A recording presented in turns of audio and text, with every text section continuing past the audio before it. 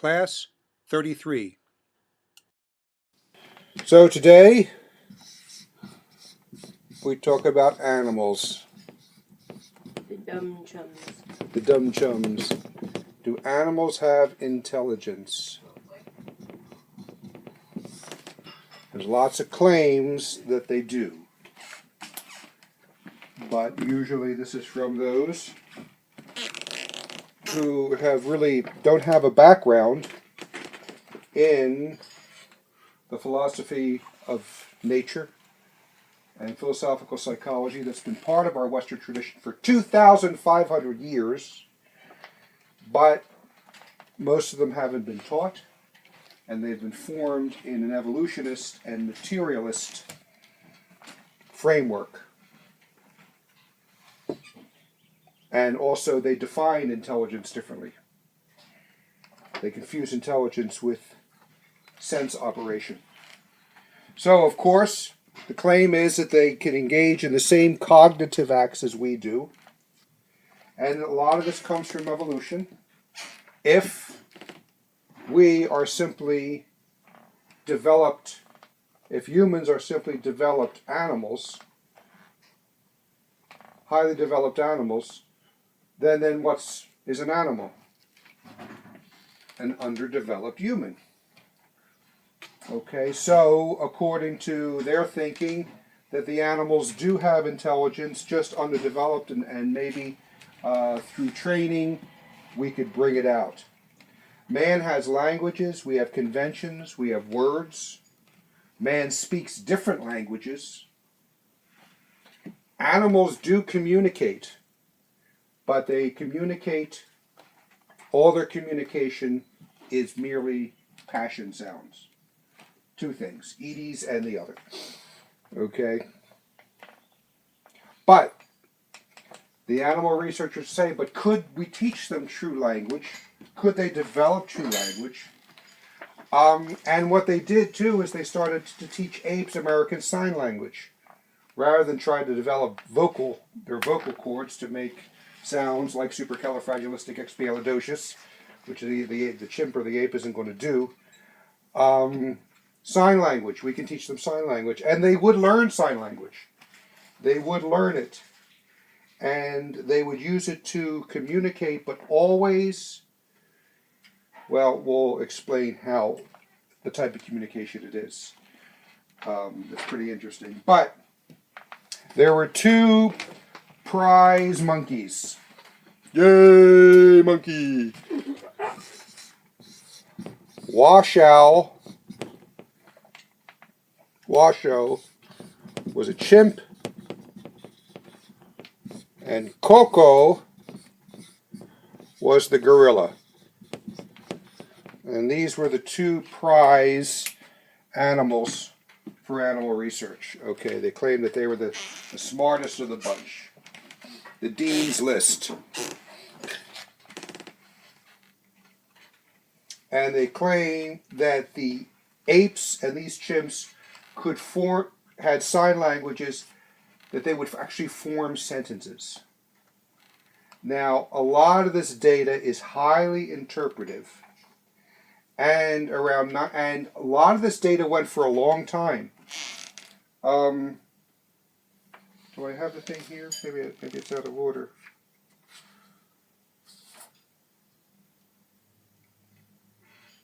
Anyway, well, I might repeat this. I thought I was going to say this earlier.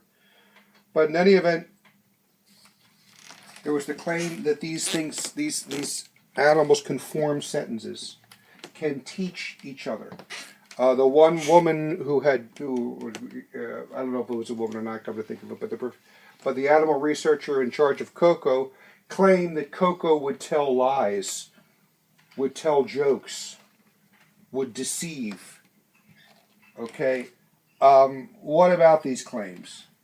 Well, in 1979, there was two articles in Psychology Today. One was a Columbia University psychologist named H.S. Terrence, and the other University of Indiana anthropologist Thomas and Jean Seabook. And what they did is they took a good bit of this data that's out here dealing with animal language, and they really subjected it to real scrutiny.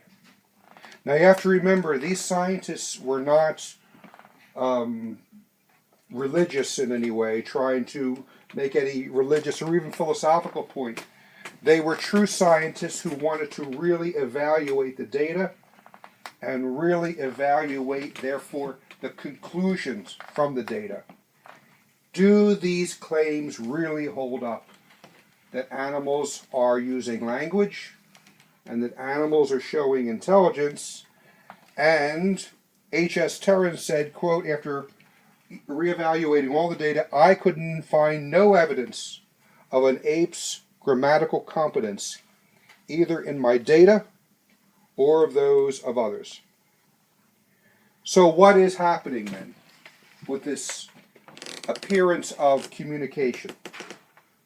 Well, first of all, they do communicate. Okay, animals do communicate with it. The dog will scratch at the door. He's communicating. Okay, he scratches at the door. He barks when somebody comes in. He's communicating. I don't think you're safe, and I'm suspect of you. So I'm going to make my fears and displeasures known. When Walt would walk into the room where the poodle was, okay, the poodle would bark, because the poodle did not like Walt. He remembered. It was a form of communication. So when they talk about these animals who have been trained to learn sign language and then claim to actually form sentences and develop language,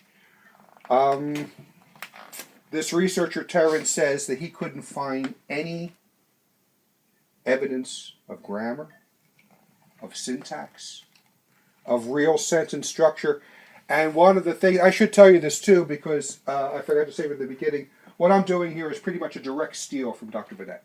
Dr. Bennett really studied this. He has a chapter in his book on ape language, and really groundbreaking work, because what he did is, not only did he look at the scientific data, but then he supplies the philosophical explanation of what's happening.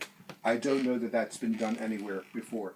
He even said, I did have higher aspirations in life, but if I'm known for anything, it might be known for ape philosophy.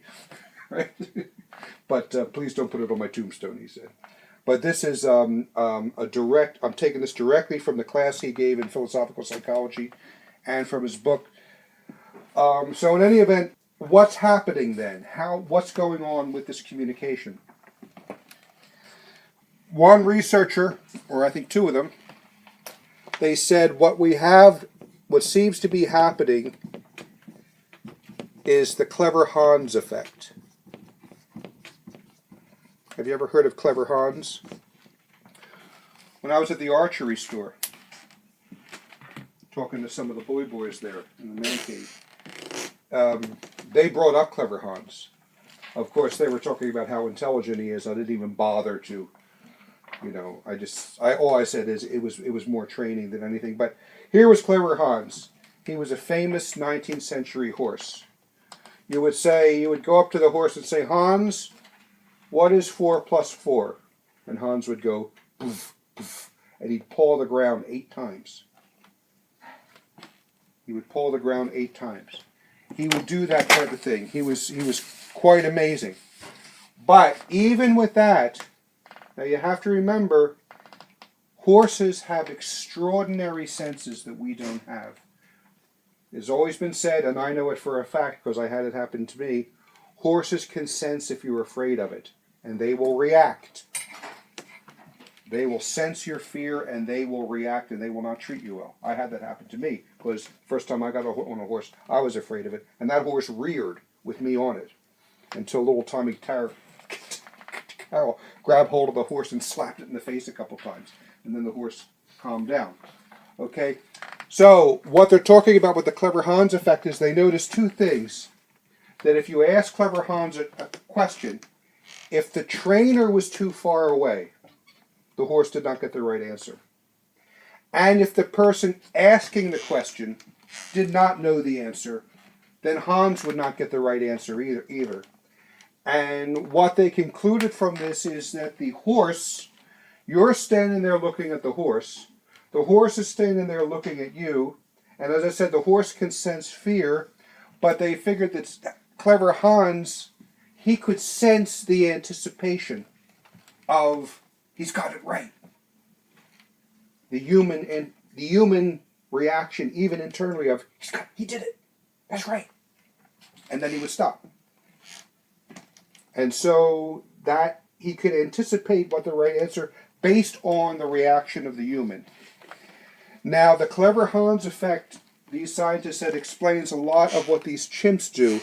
And what this is called is, it's a key word, it's a key term, unintentional cueing. When the trainer and the animal are working together, because when you train an animal to do something, especially if you're training them to learn American Sign Language, the amount of time it takes is beyond anything you can imagine. It takes a tremendous amount of time, a tremendous amount of work. Repetition, repetition, repetition, repetition, repetition, repetition, and all based on reward. Sense stimulus, action, and then sense reward. That's how it all works. The trainer is spending a tremendous amount of time with the animal, and because of that, what we'll call relationship between the trainer and the animal, you end up with a lot of, here's the term, unintentional cueing. You are cueing the animal with different things, simply within the context of the habit of what you're doing. With clever Hans, that's what they talk about. The pawing of the ground, he would stop. He would stop based on unintentional cueing. Cueing that is there that nobody really sees but the animal. The animal trainer is not even aware of it until he really analyzes it, because they did discover it later through analyzing. Okay, so that's what I said. Now, the Patterson Coco's trader claimed that Coco tells lies, deceives, tells jokes, corrects. They claim that, now the only way we could tell if the ape was telling a joke is if we actually saw an ape do, untrained, what King Kong does to the girl in the movie. Remember, she's standing in front of him, and he knocks the girl down, then laughs, then she gets up again, and poof, he knocks him, he knocks out. Okay, it's not that type of thing at all. It's not that type of thing at all. This trainer basically said that he made the word for water, but he did it at his ear. So he was trying to be funny. That's a serious scientist saying this. A serious scientist. And this is, you've heard me use the term before, much of what comes to us from animal research is colored by the perception of the person doing the research, and they fall into the trap, and we all do, anthropomorphism. Anthropomorphism. Anthropomorphism, you've heard me talk about it before. In fact, at the CFN conference last year, I had a little section on this. You attribute to the animal human characteristics. You see an animal doing something and you say, well, if I was the animal and I did that, this is what I would be thinking. And therein lies the great trap, because as we're going to see, animals don't think. Animals have a lot to work with in the sensory order. And they have, in various areas, more than we have, more highly developed sensory capacity than we have. But they don't know. The cat might catch the mouse, but it doesn't know that it's doing it. It doesn't lie in bed in the morning and say, I heard that mouse last night, and here's how I'm going to work it out, because I like mice. And a mouse is not only food, a mouse is an animal. It's a mammal. The animal does not understand the concept of a mouse. It just goes after the mouse.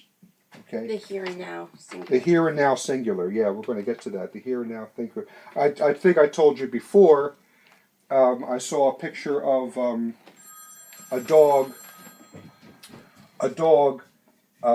pressing itself against a vet on the table. The dog was up on the table, and it pressed itself up against the vet at the table. And the caption said, the human said, "The dog is thanking the vet for taking care of it." The dog isn't thanking the vet. The dog has no sense of thanking. This was sheer anthropomorphism. The person saw it, said, that's probably what's going on. That's what I would be doing. That's what I do to my doctor. I cuddle up and say thank you when after after I go to the doctor. Well, I shake his hand and say thank you, but the dog is doing it the only way it knows how and it wanted to show its gratitude. Okay. Sheer anthropomorphism. What is the dog? The dog by nature is loyal to humans. The dog likes humans, and the dog probably liked the vet and cuddled up to it afterwards. Okay? So, 2 points you always have to remember in animal research, and that is the business of unintentional cueing and especially anthropomorphism. Unintentional cueing and anthropomorphism.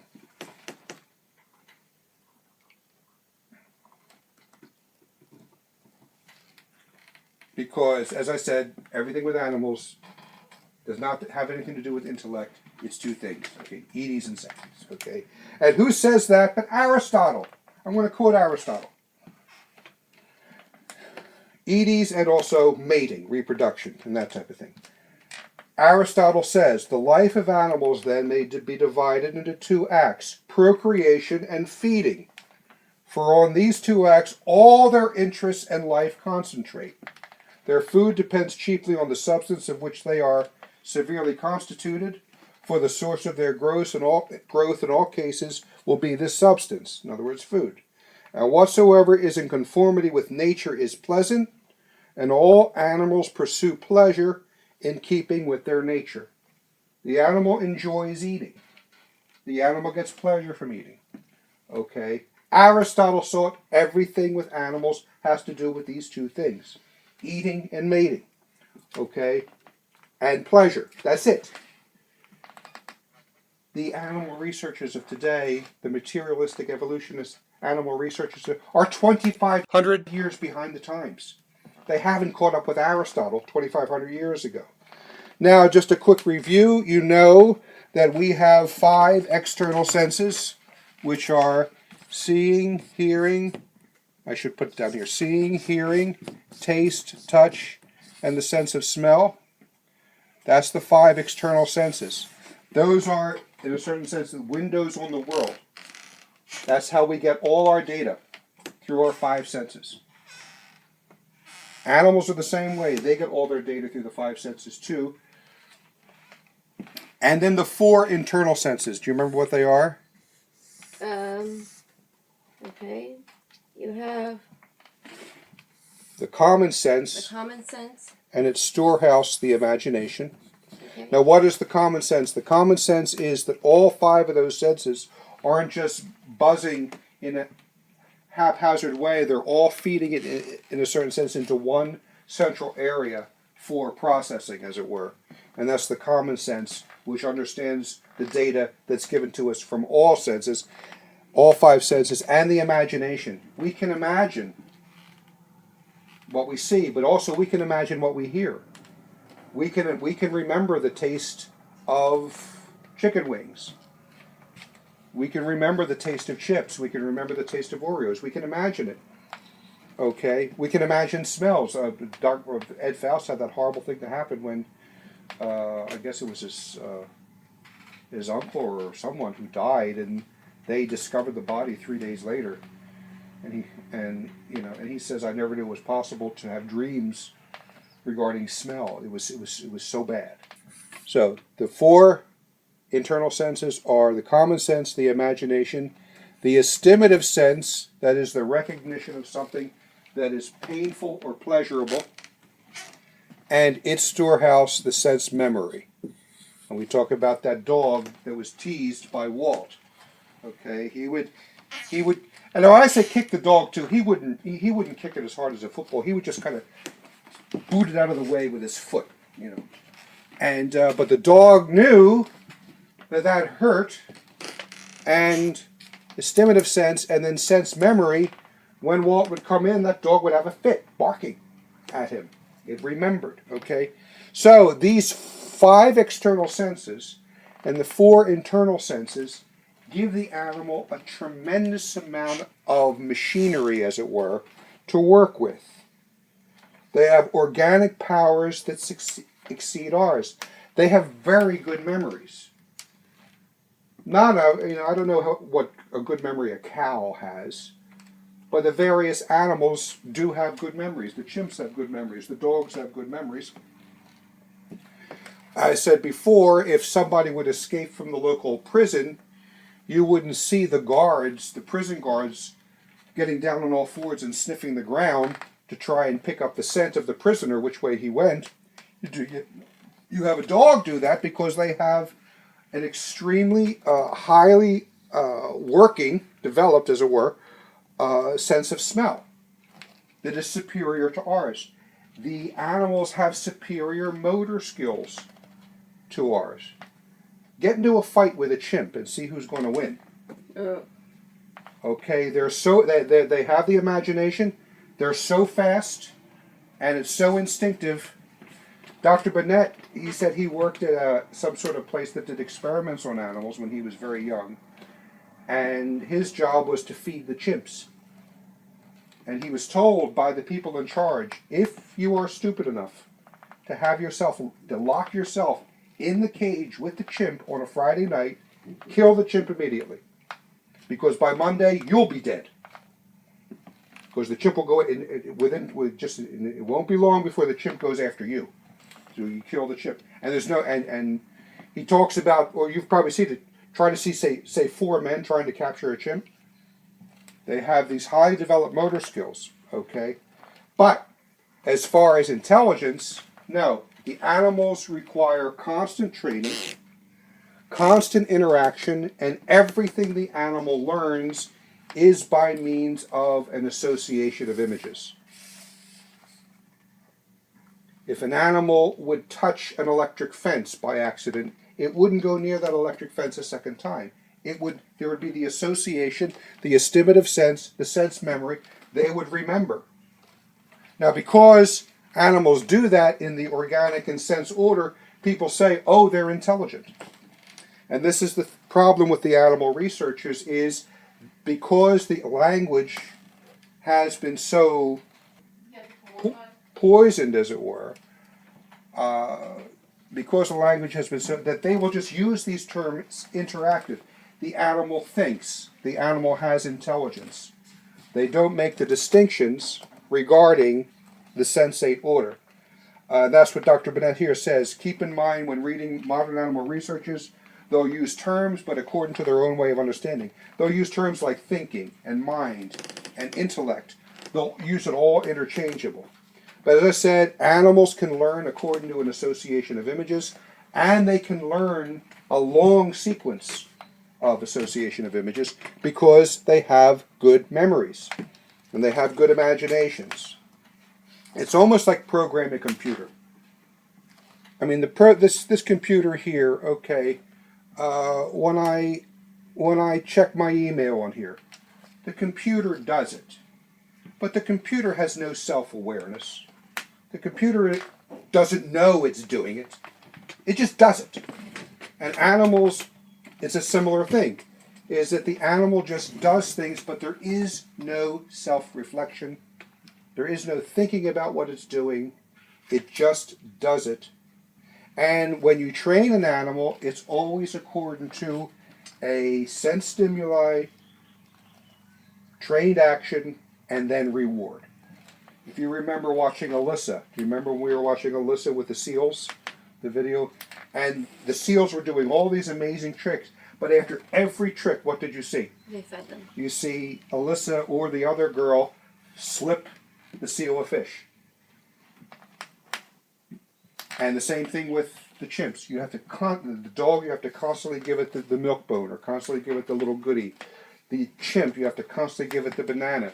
And what the researchers found is if you give the food first, The animal doesn't do the it. animal doesn't do anything.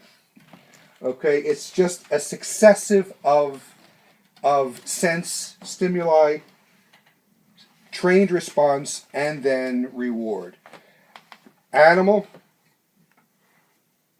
Stephen Walker, in his book Animal Thought, he says it too. He says he sees no signs of grammar or syntax. And what he points out, you actually alluded to this earlier, in all his study of all the data, especially regarding monkeys, apes, okay, gorillas, we'll just call them all apes, of all the supposed talking that they do, an ape has never talked about past events or future events, because that requires intellect. That requires the power of abstraction. What does tomorrow mean to a dog? What does yesterday mean to a mouse? Nothing. They're intellectual concepts, to which really there is no adequate sense object except looking at a calendar. But then you have to understand how a calendar works. Okay, so everything with an animal, and this is Dr. Burdett's terms here, everything with an animal is four things: immediate, particular, concrete, sensible object. Okay, Hold on, I'm going to put that on the book. It's everything with an animal is immediate, here and now, particular. This mouse, the cat's going after. This mouse. Concrete, a real thing, and not just merely an idea of one. And sensible. The animal is going to have his senses satisfied. Everything with an animal is immediate, particular, concrete, sensible, and when the animal, and everything in animal language is within this. Dr. Burdett says that they will, for example, with sign language or something they learn how to do on a computer, the sentence will run like this: eat, food, eat. I don't know that he probably knows the sign for banana. Eat, food, banana, banana, food, food, banana, eat, food, food, banana, food, banana, food, eat, banana. That's what they call a sentence. And what Dr. Burdett claims that the animal researchers do is they will remove all the repetitions. Food, eat, banana, and they just leave that. And people look at that and say, wow, food, eat, banana. They didn't see all the unedited version of it. The skipping record. Yeah. So, animals are only interested in food, drink, mating, things to play with, rest, and comfort. Sounds like your average college student. Yeah. But it's very interesting when you look at that. This is what animals are all about. What? Food, drink, Food, drink, mating, things to play with. hold on, mating, things to play with, Rest, rest. comfort. That's everyone in this world. Oh my gosh. Well, really, when you see it like that, you see how animalistic society has become. Now, I'm not saying that we shouldn't be concerned with food and these other things, but the disorder is that this is what is primary for so many people. Food, drink, mating, things to play with, rest, and comfort. What else is there in life? Eat, drink, and be merry, because tomorrow we die.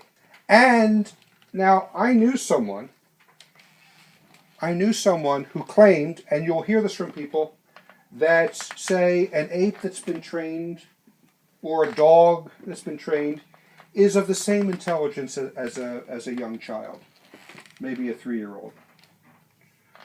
It's amazing. It's amazing. First of all, what are the differences? Well, the training takes years and years and years and years of effort on the training. Constant sense stimulus, trained response, and reward. Yeah. Constant. And if the trainer stops, The animal stops. the activity of the animal The animal stops. doesn't express a particular interest in learning. No. But what about children? Why? As soon as they can learn to talk. Why? Why? Where you going? What you doing? What are we eating? An animal never asks any of that. The child does it. How's that work? Little boys tear apart their toys because they want to see how they work. The natural metaphysics of human intelligence is looking for causes. Okay, causes. Children do it, and they constantly do it. And also children very quickly expand their vocabulary.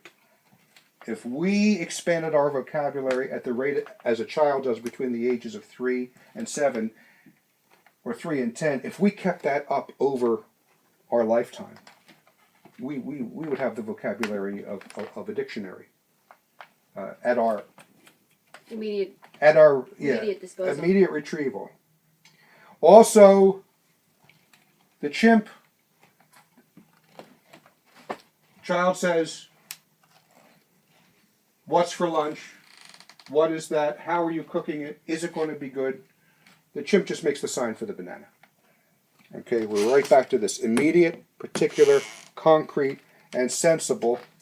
Also, animals, this is kind of gets into another section here, but animals do not understand the means to an end relationship. They don't understand the means as means. They don't understand the end as the end. They only have a sensible sequence of events that they memorize. That gives them some sort of reward. You heard me tell the story before because I got it from Dr. Bennett. They did an experiment where they put the chimp in the cage and they hung a banana from the top of the cage and they gave him a stick and a box. And the chimp just kept swinging for that banana. He was trying to get the banana, then he grabs a stick and starts swinging for the banana, and then he put the box there and stood on the box and hit the banana. So then when they put another banana up, he did the exact same thing. He learned sense memory. Estimative sense memory. He learned. Okay? He remembered the sequence of images, the sequence of actions. But he had no understanding of means as an end. Why? Because at one point they removed the box and they put in a flat piece of cardboard. And what did the chimp do? He grabbed the cardboard, put it on the floor, stood on it, and then went swinging to hit the banana. Okay? He didn't understand box as elevating him. He didn't look at that. Now, if we said that, we wouldn't try that because we would say, well, that's not going to do anything for us.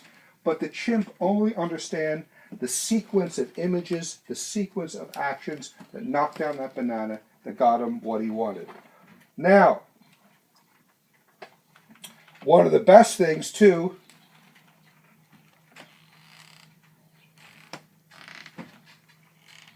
we recognize that animals have emotions, passions. They're not governed by an intellect without any understanding of reflection. And the best example of that, Dr. Bennett found this by accident because nobody wants to talk about it. Washoe, W-A-S-H-O-E, the Dean's List of all chimps, the National Honor Society of all chimps, the prize intelligent chimp, had an encounter with a Professor Carl Pribram, and as part of that encounter Washoe, 15 years old, prize chimp, intelligent chimp, bit off the finger of Professor Prebrum. That's not the action of intelligence. That's the action of an animal. And it doesn't appear in any of the studies. It doesn't appear in any of the journals. Why? Because it's an embarrassment. Our intelligent chimp is acting like a chimp. He's acting like an animal. What a surprise. What did we go? What did we do wrong? And Dr. Bennett came upon it in these letters, this private correspondence of one person talking to another, or Prebrum talking about the fact that this chimp bit off his finger. And we know, too, that, there's horrible stories of a tiger getting loose in a zoo, and he just attacks. He attacks and kills a 3-year-old boy. And the tiger doesn't think. The tiger doesn't have intellect to say, if I kill this little boy, it's not the right thing to do, and the family's going to be devastated. Tiger has no conception of that. Only immediate, particular, concrete, sensible, acting according to instinct. Now, we talked about this before. Benedict, would you get me the little squirter and a towel, because I want to put these next thing on the board. Now, this is more of a negative proof against intellect. Everything that we've said, showing that from the experiments and all that type of thing. This is more of a negative proof. But what you end up with is, and you would do it if you would talk to your friends and talk to other people and plenty of adults. Yeah, but my doggy's smart. My doggy does this. My doggy does that. There was one person in class, they weren't arguing, they were just asking that if you say to the dog, go see mom, the dog goes to the mother. And was that showing intelligence? And Dr. Bennett rightly answered and said, no, the animal just associates that sound, go see mom. Doesn't understand go see mom, but that sound, that series of sounds, go see mom, to go to that person, who probably made a fuss over it and petted it and all that. The dog got some sort of reward out of it. But we could be here for days and days and days. My cat does this. My hamster does this. My chimp does this. My dog does this. Therefore, there's intelligence. And here is where we see the genius of Father Austin Woodbury. Dr. Bennett clearly got this from Dr. Waters, who got it from Dr. Woodbury, and we actually have a photocopy of Dr. Woodbury's original philosophical psychology notes on this point. It goes on for pages. It goes because, being a true Thomist, he proves it and proves it and proves it and proves his points. And the points he proves is, we could be here all day with people saying, yeah, but my dog does this, yeah, but my cat. So what we need is what's called a positive demonstration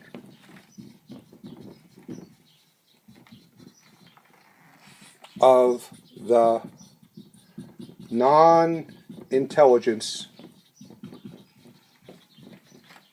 of animals. Or if you want to say apes, because we've been talking about apes, okay? A positive demonstration of the non-intelligence of animals. Because as I said, we could go on and on about people saying that their cat or their dog or their iguana can do this, that, or the other. All right. Now, there are 4. If animals have intellect, it should show, and it should show not in an animal way, but in an intellectual manner. What are the signs of intellect? First of all, the first proof of intellect is true speech.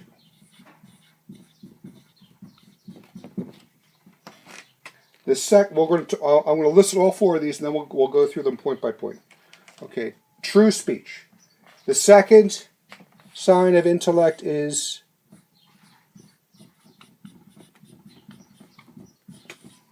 genuine progress. The third sign of intellect is knowledge of relations. And the fourth sign of intellect is knowledge of immaterial things. Or we could also say concepts, but immaterial things. Okay. So, take a look at those one by one. If animals have intelligence, they should show at least one of these. They really should show all four, but at least one they should show. First sign of intellect, true speech. In the wild state, as we said, apes never develop any sort of real language with past, with present, with concepts. It's all passion sounds. Food, hunt, mating, defending their young. All passion sounds. Also, these apes and chimps that, these dedicated animal researchers who had the chimps living in the family with them. Oh, it must have smelled so bad. Okay. But people did have those little pet monkeys. Remember in Indiana Jones, that tiny little monkey that was jumping around? He runs up your arm and sister. Those monkeys showed up a lot in the Three Stooges. People would have those as pets. But what do?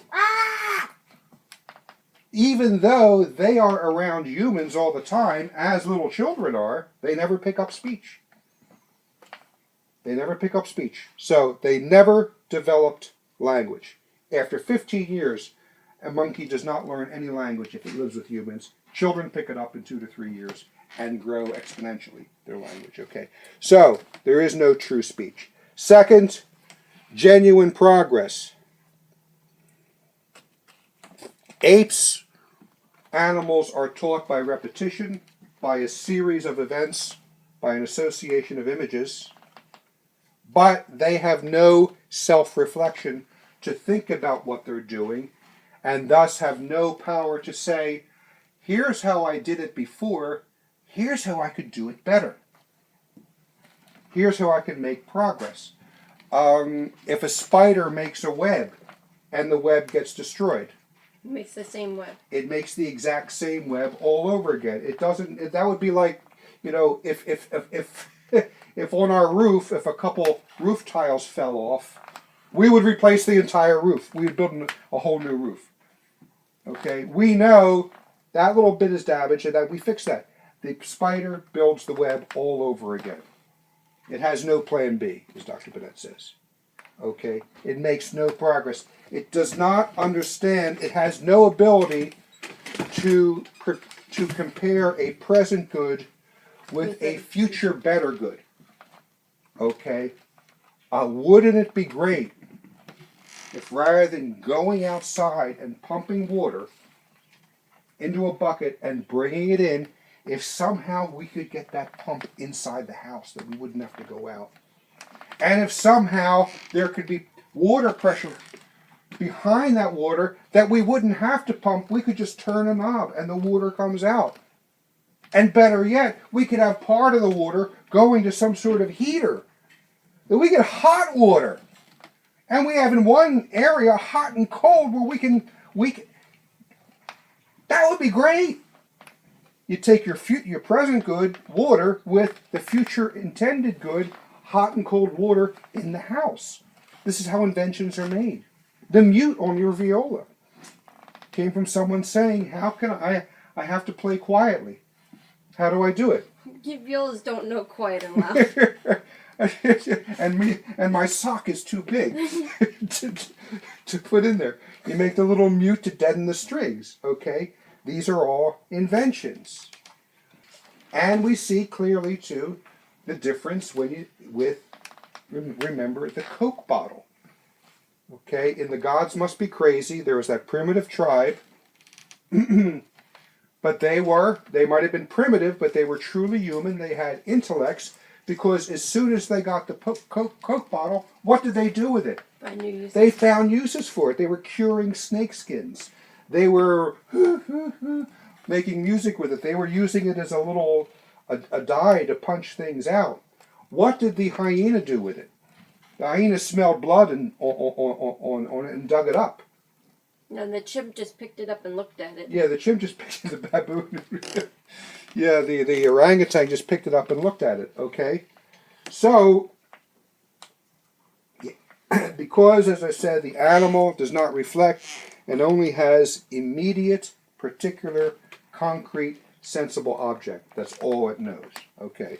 Next, knowledge of relations. In a way, we already covered this with the chimp in the cage with the stick and the box and the banana. Okay, the chimp just kept putting things, just kept at it and found a sequence that worked and remembered it.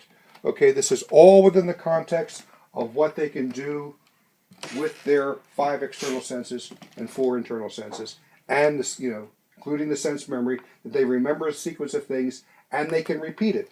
And also, if another chimp was in there for the first time, that chimp would do it, because of that deep and profound philosophical principle of monkey see, monkey do. Monkey see, monkey do. They will pick it up. Okay? But if the one chimp put the cardboard down and tried, the other chimp wouldn't say, "What are you, stupid? That's not going to do you no good." The other chimp would be there with him trying to do it. Okay? No. Like a typical best friend. Yeah, right. No knowledge of relations. Okay? What Father Woodbury says, the sense knowledge related to singulars does not give the ability to substitute other means, because the animal does not understand. He doesn't have the concept of the means, as an end to an end, and a means to an end. And if this means doesn't work, we will use another means. Okay? He will flounder around and do that, but it'll be just through action and not through thinking. Because, as I said, otherwise he wouldn't put that piece of cardboard down and try to stand on it.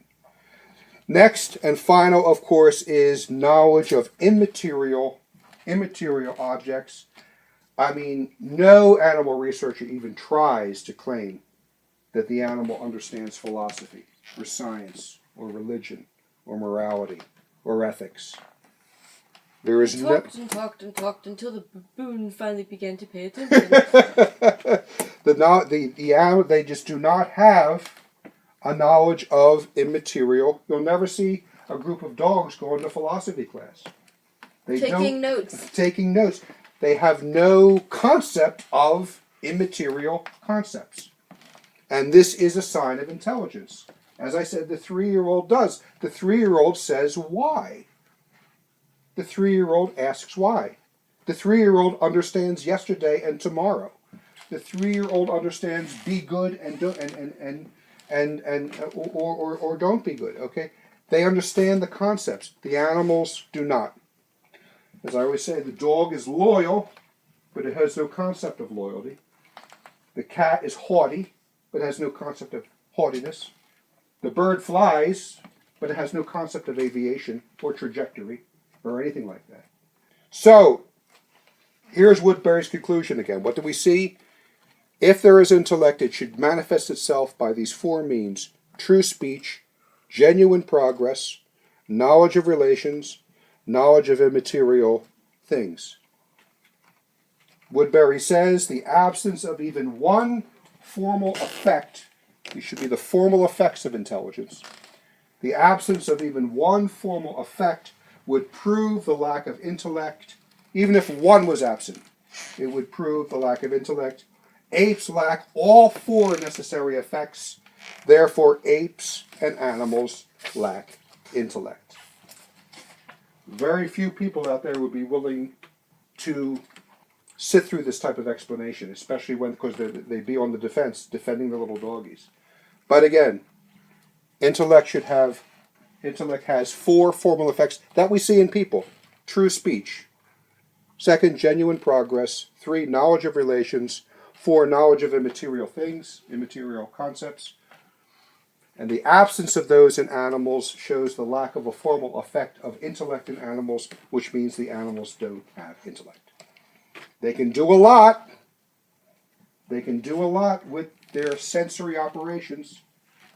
And some of them can do more than we can do with their 5 external senses and 4 internal senses and their sense memory and their association of images and their ability to be trained according to the sequence of things. But that is not intelligence. Only human beings have intelligence, and only human beings have free will. And do animals have rights?